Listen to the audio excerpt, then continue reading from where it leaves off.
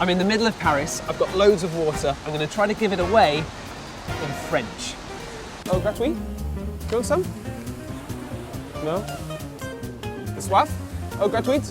So it's surprisingly hard to give away free water, yet in just 25 years, everyone on the planet is going to be affected by a lack of fresh water. This is valuable stuff.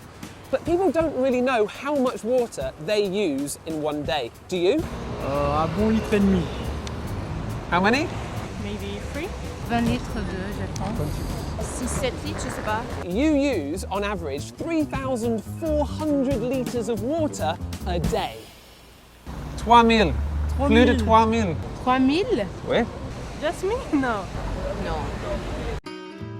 In fact, of all the water on the Earth, only 0.5% of it is available to us as fresh water. And that is running out. But fortunately for us, there's a community of researchers who study very real risks like these and how to prevent them. Their work is supported by AXA, and their aim is to make our lives safer and healthier. This is Esther Delbourg. She's a researcher. Say hi. Hi. She's a researcher into water economy, the amount of water that we consume. It's known as your water footprint. I read that apparently I consume 3,400 litres of water a day. First, you have the water that you know you consume, like the water you use for drinking, washing, flushing the toilets.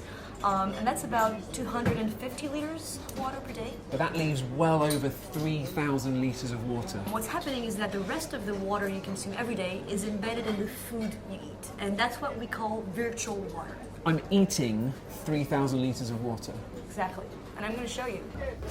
Esther, what are we doing? So today, Greg, we're going to go shopping, but we're going to pay for what it costs in water. Come on. Oh, okay.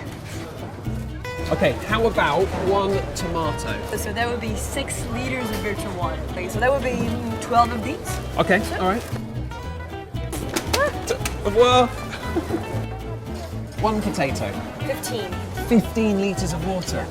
I don't have enough. An apple, that would be 40 litres. 40 litres. Right, dinner is going to be 1 tomato.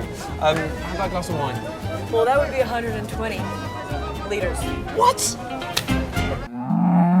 So now you see that 92% of the water we use is actually to produce our food. Take beef, for instance. By the time you've watered it, fed it, run the farm it lived in, and taken it to the market, you've actually used 16,000 litres of water per kilo. But hang on, surely most of that water is just going to come from the rain?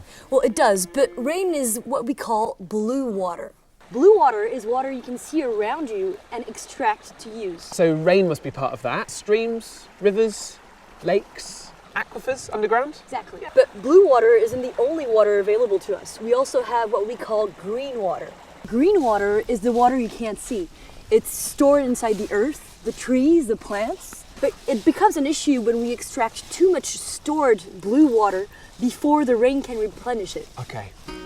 Here in southern Spain, they grow loads and loads of fruit and vegetables, but the ground is very dry. There's very little green water in the soil. They collect as much rainwater as possible. Plus, they grow everything in polytunnels to keep as much of that water in, but it's just not enough. So they have to pump valuable blue water out from underground stores. If 1 tomato takes 6 litres of water to grow, imagine how much this lot takes.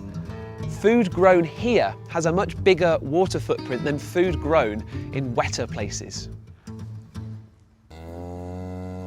I want my research to help people make better choices about water and how much they consume. So what better decisions can we be making?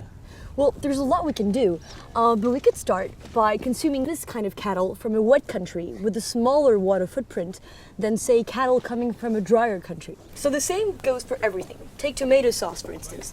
One comes from Italy, one comes from China, but it takes twice as much water to produce a tomato in China than in Italy.